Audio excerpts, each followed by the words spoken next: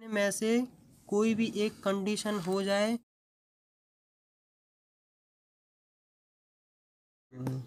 अब जो हम लोग पढ़ने वाले हैं वो क्या है, रेजोनेंस। और रेजोनेंस सबसे पहला वर्ड तुम लोग सुनते हो 11th क्लास में ही सुनते हो।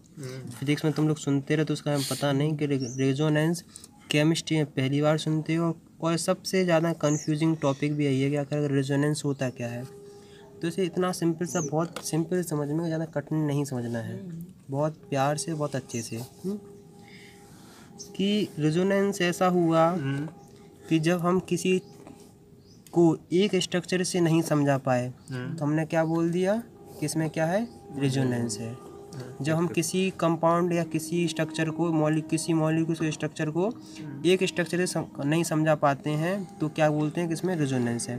जैसे अगर मान लो कोई भी एग्जाम्पल नहीं लेंगे, रेजोनेंस की खास स्पेसिफिक एग्जाम्पल है, वो हम तुम्हें समझाना चाहते हैं तो मैं तुम्हें ज़्यादा समझ में आएगा। जैसे देखो, हम लोग ओजोन बनाते हैं O3, तो O3 का जो स्ट्रक्चर बनता है वो कैसे बनता है, ऐसे बनता है और ऐसा बनता है। अब हम तुम्हें काउंटिंग एक लिखते हैं कि ए पहला, ए दूसरा, ए तीसरा है। तुम अगर एक चीज़ ऑब्जर्व करोगे, तुम एक चीज़ देखोगे कि डबल बॉन्ड जो होता है, उसकी बॉन्ड लेंथ शॉर्टर होती है देन सिंगल बॉन्ड।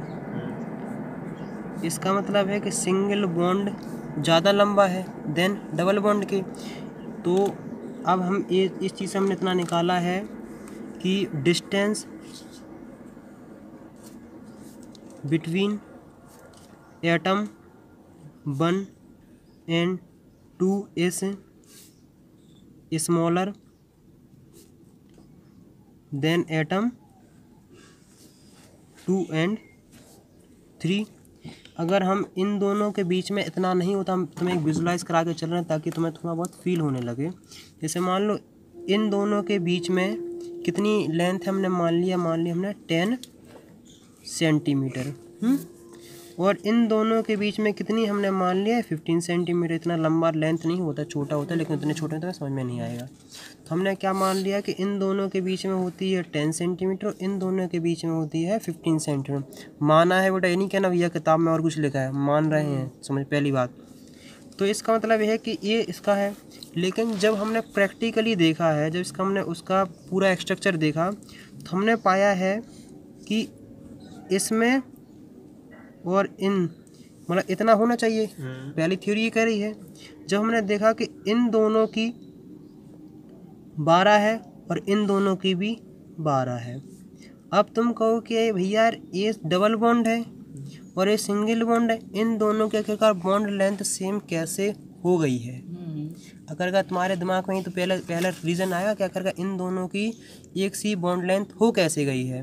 तो यही जो लेंथ हुई है वो ही हुई है रेजोनेंस से। रेजोनेंस मतलब ये होता है कि तुम एक स्ट्रक्चर से उसको डिफाइन नहीं कर सकते हो, क्योंकि अपने हिसाब से हम लोग कंपाउंड ऐसा बना रहे थे, चल रहा था, और उसके हिसाब से जो हम स्ट्रक्चर बना रहे थे उसके हिसाब से ये आ रहा था कि ए बॉन्ड लेंथ कम होगी, ए बॉन्ड लेंथ ज़्यादा होगी। लेकिन जब हमने रियल में देखा, प्रैक्टिकली देखा, जब हमने उसका स्ट्रक्चर, हम उनकी बॉन्ड लेंथ हमने मतलब एक्सपेरिमेंट करके देखे, तो हमने देखा कि इन दोनों की बॉन्ड लेंथ सेम है। वैसे जो इसकी रियल जो हम बताते हैं उसकी बॉन्ड लेंथ होती है, जैसे इसके बीच में, जैसे देखो, अगर दो डबल बॉन्ड ऑक्सीजन के हैं तो उन दोनों की जो बॉन्ड लेंथ होती है वो होती है 121 पिकोमीटर, और दो ऑक्सीजन के बीच में जो बॉन्ड लेंथ होती है वो होती है 148 पिकोमीटर। लेकिन जब हमने ओजोन का स्ट्रक्चर ऐसे बना के देखा, कैसे बना के देखा, ओजोन का स्ट्रक्चर ऐसे बना के देखा, तो हमने देखा कि इन दोनों की लेंथ है 128 पिकोमीटर और इन दोनों की भी कितनी है, वो भी है 128 पिकोमीटर। तो इन सब जितनी हम थ्योरी भी पढ़ चुके थे, इन सब से हम लोग क्या नहीं कर पाए थे, आखिरकार डिफाइन क्या आखिरकार हो कैसे रहा है। तो हमने क्या कहा, अभी तुम्हारे दिमाग में आया था कि डबल बॉन्ड इसमें होगा और सिंगल बॉन्ड यहाँ होगा। अब जो रेजोनेंट स्ट्रक्चर बना उसका मतलब ऐसा था कि देखो, उसका मतलब ये है कि ये स्ट्रक्चर ऐसा भी है।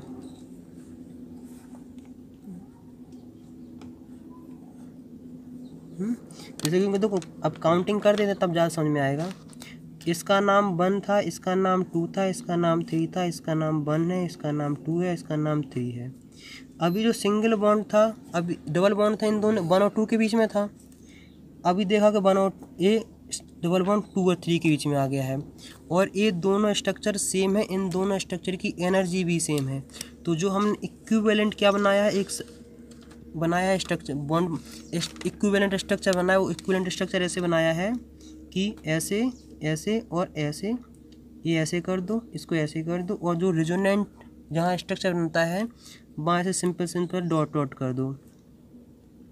और इसको जो बोलते हैं उसकी ये बॉन्ड, इसकी बॉन्ड लेंथ है 128 पिकोमीटर और इसकी भी है 128 पिकोमीटर। तो रेजोनेंस की अगर हम सिंपल सी तुम्हें एक डेफिनेशन लिखना चाहें तो बहुत सही है, तो इतना सा लिख लो। देखो अगर जैसे लिखना हो तो लिख लेना, in some compound single structure, in some compound single structure can not explain all the properties of the compound. देखो can not explain all the properties of compound and actual structure of compound lies between actual structure.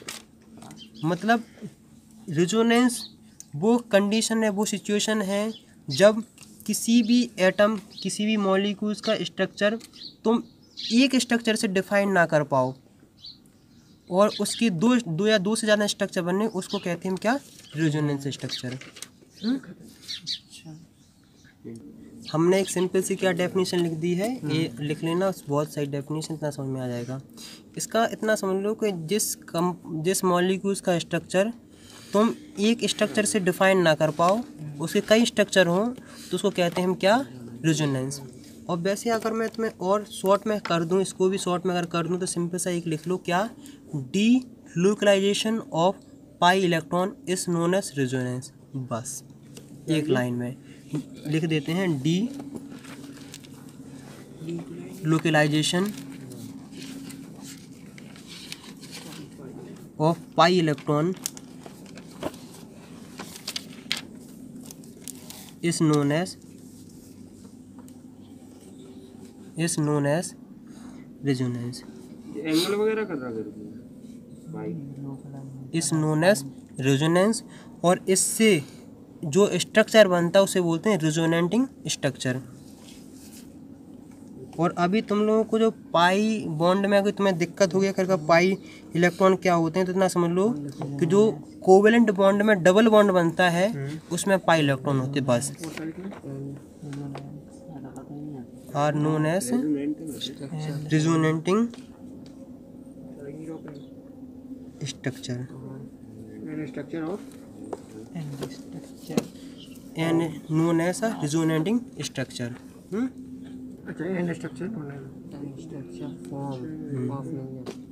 अब एक चीज़ जो अच्छी बात है वो ये है कि जो रिजोनेंस होता है ना, उसमें ज़्यादा स्टेबिलिटी होती है देन ऐसे फॉर्मल स्ट्रक्चर से। तो हम एक पॉइंट अगर लिखना चाहो तो इतना याद रखना, resonance regain stability to the compound. मतलब रिजोनेंस की वजह से किसी स्ट्रक्चर या किसी कंपाउंड में ज़्यादा स्टेबिलिटी आ जाती है। तो जैसे अगर तुम्हारे दिमाग में भी आया होगा कि delocalisation of pi electron, ये तुम्हें बहुत लोगों को समझ में नहीं आता है। अब तुम्हारे दिमाग में आया डी, उससे पहले जो हम पढ़ने वाले हुए पाई इलेक्ट्रॉन, क्योंकि तुम्हें पाई इलेक्ट्रॉन समझ में आएगा तो ज़्यादा अच्छे से समझ में आ जाएगा। वैसे पाई इलेक्ट्रॉन की कहानी आगे भी है, लेकिन यहाँ थोड़ी समझ लो, इतना समझ लो कि सिंगल बॉन्ड में पाई इलेक्ट्रॉन नहीं होता है, सिंगल बॉन्ड में पाई इलेक्ट्रॉन नहीं होता है। इसका मतलब ये है कि अगर मिनिमम अगर डबल बॉन्ड है तो पाई इलेक्ट्रॉन तो हर हाल में, तीसरे में तो हर होगा ही। अगर डबल बॉन्ड आ गया तो मतलब, अगर डबल बॉन्ड है तो इसका मतलब पाई इलेक्ट्रॉन तो हर हाल में है। बस सिंगल बॉन्ड के अलावा बाकी दोनों डबल और ट्रिपल बॉन्ड में पाई इलेक्ट्रॉन की मतलब पाया जाता है। डबल बॉन्ड का इंपॉर्टेंस ज़्यादा है, क्योंकि देखो ट्रिपल बॉन्ड बनाना बहुत कठिन होता है। ट्रिपल बॉन्ड कभी भी तुम्हें स्ट्रक्चर में देखने कभी तुम्हें मॉलिक्यूल्स में स्ट्रक्चर देखने का नहीं मिलेगा। कभी तुम्हें मुश्किल हार्डली ऐसा मिल जाए कि मान लो हमने ABC कंपाउंड बना रहे हैं तो A और B के बीच में कितना हो जाए, ट्रिपल बॉन्ड। अगर फिर ऐसा कैसे स्ट्रक्चर बन जाएगा, तो पॉसिबल स्टेबिलिटी गेन नहीं करता है। इसका मतलब ये है कि अगर डबल बॉन्ड है और कोवेलेंट बॉन्ड है, पहली बात है कि जो 5 इलेक्ट्रॉन आते हैं वो किस में आते हैं, वो आते हैं कोवेलेंट में। आयनिक बॉन्ड से ज़्यादा कोवेलेंट बॉन्ड की ज़्यादा कहानी है। क्या है, आयनिक बॉन्ड से ज़्यादा कोवेलेंट बॉन्ड ज़्यादा ब्रॉड है, उसको ज़्यादा समझने लगता है, उसकी ज़्यादा थ्योरी है और ज़्यादा पढ़ना पड़ता है। इसका मतलब है कि कोवेलेंट है बॉन्ड है, और कोवेलेंट बॉन्ड अगर डबल बॉन्ड है इसका मतलब है कि उसमें पाई इलेक्ट्रॉन है। तो पाई इलेक्ट्रॉन कब पाए जाते हैं, जब वो डबल बॉन्ड। और अब एक जो वर्ड आया वो आया डीलोकलाइजेशन। इस डीलोकलाइजेशन का हम तुम्हें समझाते हैं। क्या आखिरकार डीलोकलाइजेशन मतलब क्या होता है। डीलोकलाइजेशन मतलब ऐसा होता है कि A है, B है और C है। डीलोकलाइजेशन मतलब होता है कि अपनी जगह बदलते रहना, कभी यहाँ थे यहाँ आ गए फिर यहाँ आ गए, मतलब घूमते फिरते रहना। मतलब जो इलेक्ट्रॉन जो घूमते रहते हैं ना पूरे में, उसको हम कहते हैं डीलोकलाइजेशन। तो अब मैं तुम्हें सिंपल सा एक स्ट्रक्चर समझाता हूँ। वो बेंजीन का स्ट्रक्चर बहुत ज़्यादा फेमस है। क्या है, बेंजीन का स्ट्रक्चर बहुत ज़्यादा फेमस है रेजोनेंस में। अगर एक एग्जाम्पल पूछ लिया जाता है, अगर तुम मान लो तुम सिंपल सा पहले इतना तुम्हें थोड़ा याद दिलाएं कि जैसे देखो अभी और ने केमिस्ट्री नहीं पढ़ा तो इतना समझते हैं कि एक कार्बन है, ये कार्बन है, ये कार्बन है। अभी तुम देखो नाम सुन के मत घबराना, क्योंकि कई लोग बेंजीन का नाम सुनते ही डर जाते हैं। बेंजीन कोई बड़ी तोप नहीं है ना, कोई ज़्यादा कठिन है। इन दोनों के बीच में डबल बॉन्ड है, इसके बीच में सिंगल बॉन्ड है, इसके बीच में डबल बॉन्ड है, इसके बीच में सिंगल बॉन्ड है, और इसके बीच में डबल है, और इसके बीच में सिंगल है। मतलब अल्टरनेट सिंगल डबल बॉन्ड का कॉम्बिनेशन चल रहा है। और जैसे देखो इसके 1 2 3, एक हाइड्रोजन यहाँ है, एक हाइड्रोजन यहाँ है, एक हाइड्रोजन यहाँ है, एक हाइड्रोजन यहाँ है। अब हमने तुम्हें कहानी क्या बताई थी कि इन डबल बॉन्ड की बॉन्ड लेंथ ज़्यादा कम होनी चाहिए, और सिंगल बॉन्ड की ज़्यादा होनी चाहिए, और डबल की होनी चाहिए कम। लेकिन जब हमने ओवरऑल देखा, इसका मतलब है कि इसको अगर हम बोलते हैं कार्बन नंबर 1, इसको बोलते हैं कार्बन नंबर 2, इसको बोलते हैं कार्बन नंबर 3। इसका मतलब है कि 1 और 2 की जो बॉन्ड लेंथ है वो ज़्यादा होनी चाहिए 2 और 3 से, लेकिन ऐसा नहीं है। दोनों की बॉन्ड लेंथ 1 और 2 की इक्विवेलेंट है, किसके, 2 और 3 के बीच की। ये किसकी वजह से हुआ है, ड्यू टू रेजोनेंस। क्या है, ड्यू टू रेजोनेंस। तो रेजोनेंस तुम्हें अक्सर पता कहाँ देखने को मिलेगी, अक्सर तुम्हें मिलेगी डबल बॉन्ड में। जहाँ डबल बॉन्ड होगा, और डबल बॉन्ड पता कैसा होगा कि मान लो A एटम है, B है और C है। जब भी ऐसी सिचुएशन आ जाए डबल और सिंगल का तुम्हें कॉम्बिनेशन देखने को मिले, तो वहाँ तुम्हें रेजोनेंस हर हमेशा देखने को मिलेगी। चाहे तुम कोई भी स्ट्रक्चर उठा के देख लेना, तुम जितने भी स्ट्रक्चर बनाओगे, अगर ऐसा सिस्टम है कि डबल और सिंगल का अगर कॉम्बिनेशन दिख जाए कहीं भी स्ट्रक्चर में, तो समझ लेना वहाँ रेजोनेंस होके मानेगी। हम तुम्हें एग्जाम्पल और दिखाते हैं, अभी बेंजीन पर हम थोड़ा बाद में आएंगे। अभी हम तुम्हें और एग्जाम्पल बताते हैं। जैसे अगर हम बोलते हैं SO2 का स्ट्रक्चर है, SO2 का अगर हम स्ट्रक्चर बनाएंगे तो ऐसा, ऐसा, ऐसा और ऐसा। तो हमारे दिमाग में हम सिंपल सा स्ट्रक्चर ले लेते हैं SO2। अभी अगर कोई कंफ्यूज हो रहा हो तो पाई इलेक्ट्रॉन में अभी भी कंफ्यूज हो जाएंगे। पाई इलेक्ट्रॉन आखिरकार क्या होते हैं। पाई इलेक्ट्रॉन के भी सिंपल सी याद रख लो कि डबल बॉन्ड जो होता है, डबल बॉन्ड उसको ही मान लो डबल बॉन्ड में एक पाई इलेक्ट्रॉन होता है। मतलब समझ लो डबल बॉन्ड मतलब पाई इलेक्ट्रॉन है, बस इतना समझ लो। डबल बॉन्ड मतलब पाई इलेक्ट्रॉन।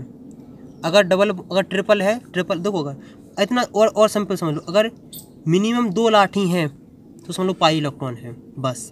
अभी तुम्हारे लिए इतना ही समझना है, आगे जब पढ़ाएंगे, जो आगे पढ़ाएंगे ना तब ज़्यादा समझ में आएगा। हाइब्रिडेशन पढ़ाएंगे तब समझ में आएगा। इतना समझ लो, अगर मिनिमम 2 लाठी हैं तो पाई इलेक्ट्रॉन है। अगर सिंगल है 1 लाठी तो पाई इलेक्ट्रॉन नहीं है। अगर 3 लाठी हैं तो पाई इलेक्ट्रॉन तो होगा ही। मतलब इसमें और इसमें पाई इलेक्ट्रॉन है और इसमें नहीं है। इसका मतलब है कि डबल और ट्रिपल बॉन्ड को पाई इलेक्ट्रॉन बोलते हैं बस। और दूसरी है डीलोकलाइजेशन।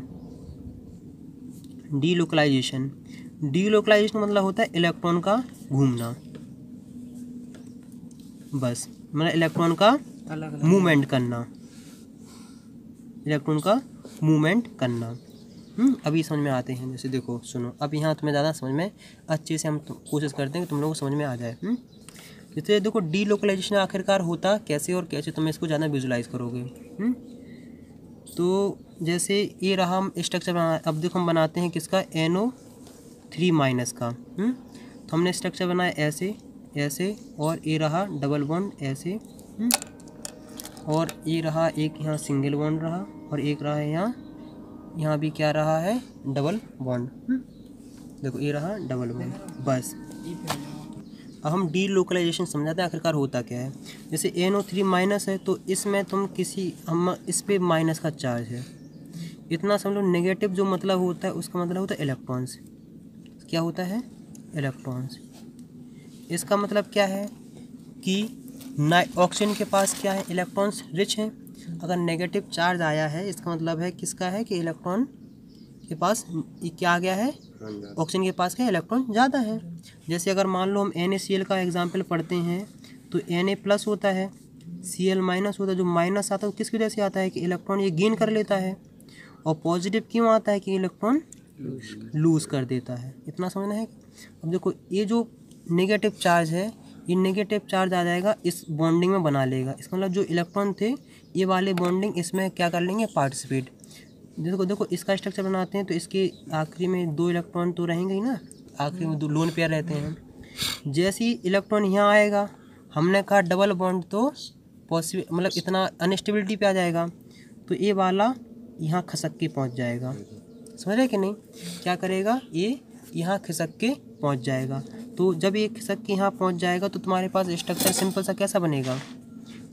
इसको अगर एक बार में समझ में नहीं आया तो 3 बार 4 और 5 बार देखना, क्योंकि इसमें बहुत क्लियर किए जा रहे हैं। बार बार देखना, ऐसा नहीं कि तुम लोगों को कुछ दिक्कत हो रही है। बात है थोड़ा टॉपिक घुमाऊ है, ये थोड़ा विजुलाइज नहीं हो पाता है, नहीं आता समझ में। तो इसे कई बार देखो, कई बार प्रैक्टिस करो, और जो हूबहू उसी को लिखते आओ, एग्ज़ाम में कोई नहीं काटेगा। ऐसा स्ट्रक्चर है। तो अब हमारे पास स्ट्रक्चर कैसे बना, ऐसा ऐसा, और जैसे ही देखो ये बॉन्ड टूट के ऊपर जाता है, इसका मतलब जो यहाँ जो बॉन्ड में इलेक्ट्रॉन थे वो क्या पहुँच गए, यहाँ पहुँच गए हैं। जैसे यहाँ पहुँच गए, यहाँ नेगेटिव चार्ज आ जाएगा कि नहीं, क्योंकि जब इलेक्ट्रॉन यहाँ के यहाँ पहुँच जाएंगे पूरे, मान लो 2 इलेक्ट्रॉन यहाँ थे, यहाँ पहुँच गए हैं, तो नेगेटिव चार्ज आ गया है। और जब ये चार्ज कहाँ आ गया, यहाँ आ गया है। जब ये चार्ज यहाँ आ जाएगा तो इन दोनों के बीच में डबल बॉन्ड बन जाएगा कि नहीं, डबल बॉन्ड बन जाएगा कि नहीं। और ये जो स्ट्रक्चर है वो ऐसे हो जाएगा। तो जब ये यहाँ ऐसा गया तो फिर ये यहाँ दोबारा आने की कोशिश करेगा। जब ये दोबारा आने की कोशिश करेगा तो ये वाला खिसक के यहाँ पहुँच जाएगा। क्या करेगा, ये वाला खसक के यहाँ पहुँच जाएगा। इसका मतलब देखो इलेक्ट्रॉन पहले यहाँ आया है, फिर यहाँ आया है, फिर यहाँ आया और फिर यहाँ आया, मतलब इलेक्ट्रॉन पूरे मूवमेंट कर रहा है कि नहीं। ये खिसक के जब यहाँ पहुँचेगा तो जो तुम्हें स्ट्रक्चर देखने को मिलेगा, वो स्ट्रक्चर तुम्हें कैसा देखने को मिलेगा, तुम्हें स्ट्रक्चर देखने को मिलेगा कि जब ये वाला इलेक्ट्रॉन यहाँ आएगा तो मतलब इसने डबल बॉन्ड बना लिया है, ये डबल बॉन्ड तो है ही। और जब ये वाला इलेक्ट्रॉन खिसक के यहाँ पहुँच जाएगा तो आखिर में सिंगल बॉन्ड बनेगा, और यहाँ आ जाएगा क्या, नेगेटिव चार्ज आ गया कि नहीं। मतलब इलेक्ट्रॉन की मतलब चार्ज का मूवमेंट हो रहा है कि नहीं पूरे में, और उसी को कहते हैं delocalisation.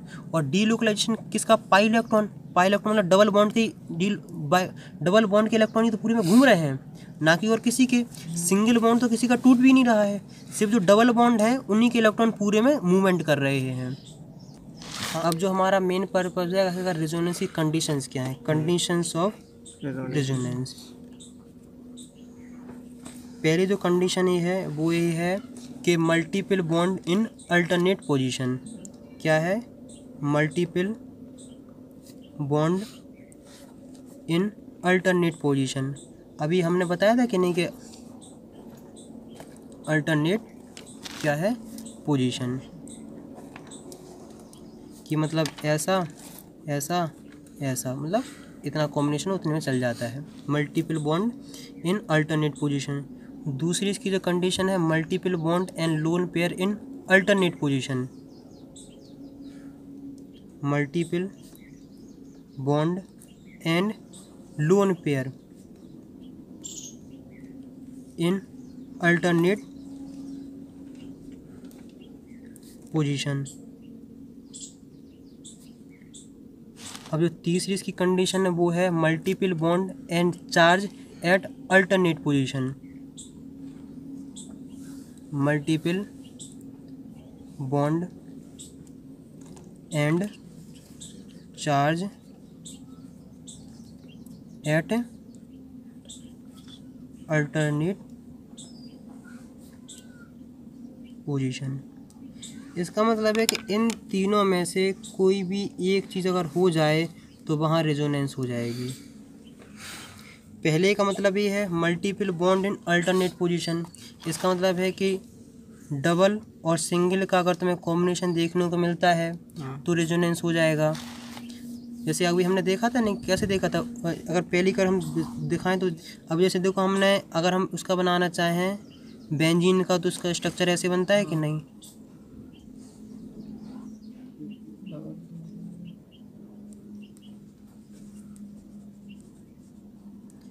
Multiple bond at alternate position, ये क्लियर हुआ कि नहीं। पहला हो गया है। दूसरा बोला है multiple bond and lone pair in alternate position. दूसरे की सिचुएशन ये है कि मल्टीपल बॉन्ड हो, जैसे मान लो ये है और उसके साथ क्या आ जाए, लोन पेयर आ जाए, तो भी क्या, जैसे देखो सुनो, मान लो ए है, बी है और सी है, मतलब इसके ऊपर कहीं भी क्या आ जाए, लोन पेयर आ जाए, तो भी ये क्या कर लेता है, रेजोनेंस कर लेता है। इसका हम एग्जाम्पल देखना चाहें तो इसका एग्जाम्पल देख सकते हो, क्या, एस एक कोऑर्डिनेट बॉन्ड SO2 का। देखो इसमें तो लोन पेयर भरपूर पड़े हैं, कोई दिक्कत नहीं है। ये रहा, ऐसा रहा, ऐसा रहा। देखो multiple bond and lone pair का कॉम्बिनेशन है कि नहीं, तो यहाँ भी क्या हो जाएगा, रेजोनेंस हो जाएगी। और अगर हम तीसरी कंडीशन देखना चाहें, उन्होंने तीसरी कंडीशन क्या है, multiple bond and charge at alternate position. जैसे A और B और C यहाँ नेगेटिव चार्ज आ जाए, क्या आ जाए, यहाँ क्या आ जाए, नेगेटिव चार्ज आ जाए, तो यहाँ भी रेजोनेंस हो जाएगी। अगर हम तुम्हें एग्जांपल दिखाने की कोशिश करें तो एग्जांपल अभी जो हम सबसे ज़्यादा इसकी डिटेल में पढ़ रहे थे, वो पढ़ रहे थे क्या, हम अभी पढ़ रहे थे, वो पढ़ रहे थे NO3- का, NO3-। तो NO3- हम स्ट्रक्चर बना रहे थे, ऐसा ऐसा बना लिया है, ऐसा ऐसा और ऐसा, और एक ऑक्सीजन यहाँ है। देखो सुनो, मल्टीपल बॉन्ड और यहाँ नेगेटिव चार्ज होता है, क्योंकि यहाँ नेगेटिव होता है। Multiple bond and charge at alternate position, तीसरा हो गया है कि नहीं, multiple bond at alternate position क्या हो गया है, मतलब चौथा, मतलब तीसरा पॉइंट हो जाएगा। अगर किसी को दोबारा भी समझ में नहीं आया है तो हम एक आखिरी विजुलाइज कराते हैं। अगर कॉम्बिनेशन ऐसा ऐसा और ऐसा हो पहला, या फिर कैसा हो, ऐसा ऐसा ऐसा और ऐसा कॉम्बिनेशन हो, या फिर तीसरा क्या हो, ये B है और चार्ज। अगर इनमें से मतलब चार्ज हो तो इनमें से कोई भी एक कंडीशन हो जाए, क्या हो जाए, इनमें से कोई भी एक कंडीशन हो जाए तो रेजोनेंस होगी, है कि नहीं। इनमें से कोई भी एक कंडीशन हो जाए तो क्या होगी, वहाँ रेजोनेंस तुम्हें हर हाल में देखने को मिलेगी। बस, और कुछ डाउट्स, कोई समस्या, कोई दिक्कत हो तो बताओ। तो हम लोग पढ़ने वाले हैं क्या है, कैरेक्टरिस्टिक ऑफ रेजोनेंस, कि रेजोनेंस के कैरेक्टरिस्टिक क्या होते हैं। पहला जो है, सुनने के तुम्हें बड़ा बुरा लगेगा, इतना सारा पढ़ चुके हैं और पहले पॉइंट कहता है थ्योरेटिकल कॉन्सेप्ट, मतलब इसकी रियल एग्जिस्टेंस कुछ भी नहीं है, सिंपल सा अपने मन से बनाया हुआ एक कॉन्सेप्ट है जिसे हम रेजोनेंस कहते हैं। दूसरी बात है कि do not real existence, real में ऐसा कुछ होता ही नहीं है रेजोनेंस नाम की चीज़। तीसरा इसका है कि bond length in a resonance is same, इसका मतलब है कि जो हम क्या बोल रहे हैं, ये इसका मतलब है कि ए और बी की और बी और सी की बॉन्ड लेंथ क्या है, सेम है। इसका मतलब ये है कि double bond is equal to single bond. बस यही रेजोनेंस का कहना का था कि double bond is equal to single bond. चौथा जो कंडीशन है कि जितने ज़्यादा रेजोनेंस होंगे उतनी ज़्यादा उस स्ट्रक्चर की स्टेबिलिटी होगी। वैसे अगर तुम्हारे दिमाग में हमने कहा था कि नहीं कि कभी भी मैक्सिमम मतलब बहुत कम प्रोबेबिलिटी होती है कि डबल बॉन्ड एक एटम पे आ जाए।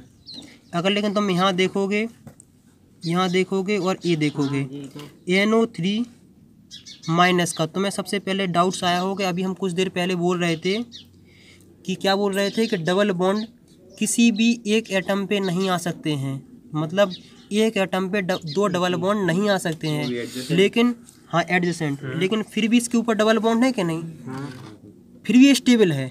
किसकी वजह से, रेजोनेंस। ओजोन O3 है, इसमें बॉन्ड लेंथ सेम कैसी है, ड्यू टू रेजोनेंस। अगर बेंजीन में सारी बॉन्ड लेंथ सेम है, किसकी वजह से, रेजोनेंस। अगर कार्बोनेट CO माइनस कैल्शियम जो कार्बोनेट होता है CO3-2, इसमें सबकी बॉन्ड लेंथ सेम किसकी वजह से है, रेजोनेंस।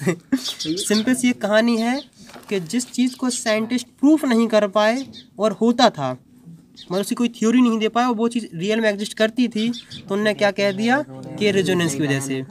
इसका मतलब ये है कि कुछ भी कह दो रेजोनेंस ही है। मतलब भैया अब स्कूल में कभी भी अगर तुम्हारे यहाँ लिखने को आ जाए कि रेजोनेंस के बारे में लिखो, तो जितना हमें कवर करा चुके हैं वो सब पूरा लिखाना। किसी की भी हिम्मत नहीं होगी कि तुम्हारे एक नंबर भी काट ले, और अगर कहें वो अगर टीचर पूछ ले कि ऐसा किया हुआ, कहना sir due to resonance. Teacher का भैया कैरेक्टर